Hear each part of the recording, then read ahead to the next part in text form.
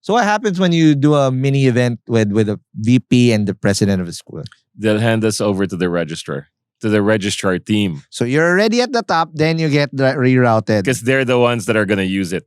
Yeah. Right? So they want, all right, registrar team, go assess this product that we are endorsing to you. Speak to the registrar's team. They say, when we sign up, does that mean we lose our jobs? Yeah. And we go, oh, of course not. You'll do high value work. Nobody signs up. Shit. Yeah, of course they're threatened by it. Because they're threatened by it and we weren't thinking about the people using it. We were just thinking organization, like schools need it. In hindsight, schools didn't need it. The parents and the students needed it. Got it. Because nobody lines up. I mean, people are lining up to pay you. Why will you change things? Got it. So my point being here is if you understand the people that you want to sell to, you'll be able to figure out what to sell. And the likelihood of your original idea being the idea that's going to be the success story in the future, it's probably not as well. So it's going to change and that's okay. Yeah. That's fine. And that's the thing about startups. It's a constant search and experimentation to validate your assumption. All of your, whatever you're starting with, those are all just assumptions at start. It's not your business. It's not your product. These are all just assumptions, right? And I'll just double down on something on the marketplace. The reason why I said marketplace, because I've seen this so many times. Marketplace, marketplace for X, marketplace for Y. Matter of fact, my very first startup was a marketplace. It's super hard to start a marketplace. No, because it's double-sided. Yeah, right. So you're fundamentally creating two businesses. Correct. And you need to dominate both. Okay? Especially if it's B2B to C or B2B to B2B and B2B C to C. That's the worst. Right. You need, I remember, I forgot where I got it. I think it's YC Startup School.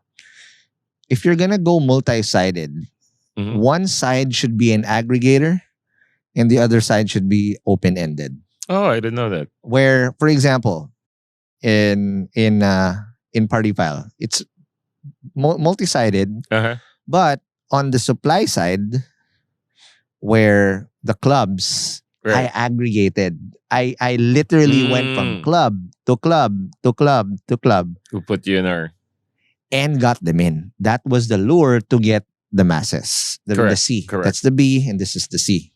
The worst thing that you can do is make it both open-ended. And say, okay. Who wants to sign up? Sign up, everybody. It's not going to happen. Nah.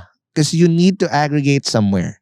Yep. And before you go to the marketplace model, you need to have an unfair advantage. It can be a form of connections. Yeah. Again, hustle, whatever. If you can aggregate a market and make it superly available, heck, in Podmetrics. Okay. Right? In again, for our first foray into the marketplace thing again.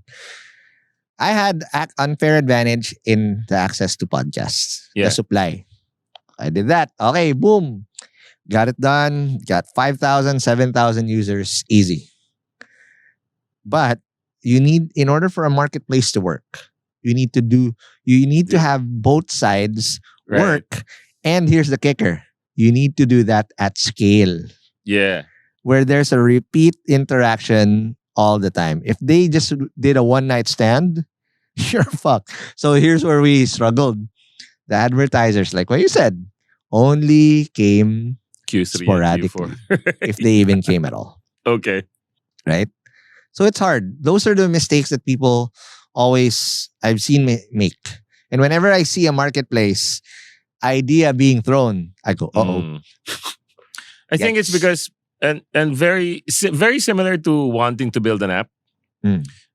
Especially if you're new, you see the app and you're like, wow, all I need to do is build an app.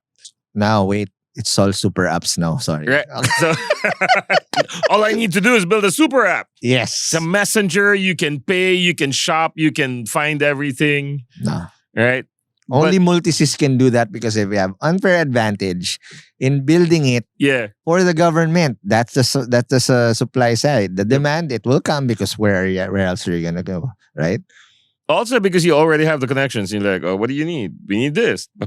Here you go. David Admiral is the freaking USEC. They've already established that connection. But if you're starting and I've from done scratch, it before. Exactly.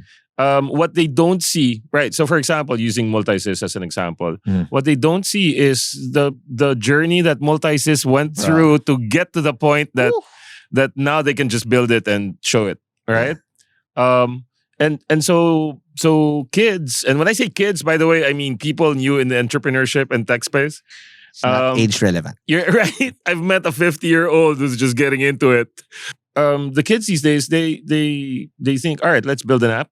Let's build a marketplace, right? I got about $500,000. I'll hire a developer, and then we'll see what happens. Ouch. I feel it because that's one of the first mistakes I did. Whatever life savings, I was like, okay, I'll build an app, no validation whatsoever. Amen, brother. I did that with VC funding. Ouch. Hired a developer, hired another developer, paid ourselves the salaries, got an office, right? No sales. So kids, do sales. That's number one. Not the app, not the marketplace. It's how to make a sale. And again, step one is talk to the people that might buy your product. By the way, and when you talk to them, don't ask them for feedback. Just get to know them. You might even say, we're doing market research. Because you are. Right. But your intent is not to sell. Your intent is to empathize. But don't worry, everything you capture, that is going to put you in a much better position to sell. Correct. And don't wing it, because most of the time, people always say it in getting feedback, right? Oh, yeah, I did feedback. Who did you talk to? My friends. 10 people. My mom. All my the people teacher. That just want to tell you what you want to hear. You need to talk to people who don't give a fuck, actually.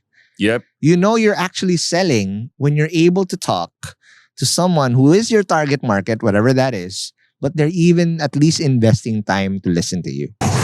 Thank you so much for watching Hustleshare on YouTube. If you like this video, please don't forget to like, comment, and subscribe to this channel to get more content like this. And to get the full audio episodes of Hustleshare and Founders Only, subscribe to our podcasts at Spotify, Apple Podcasts, or wherever you get your podcasts.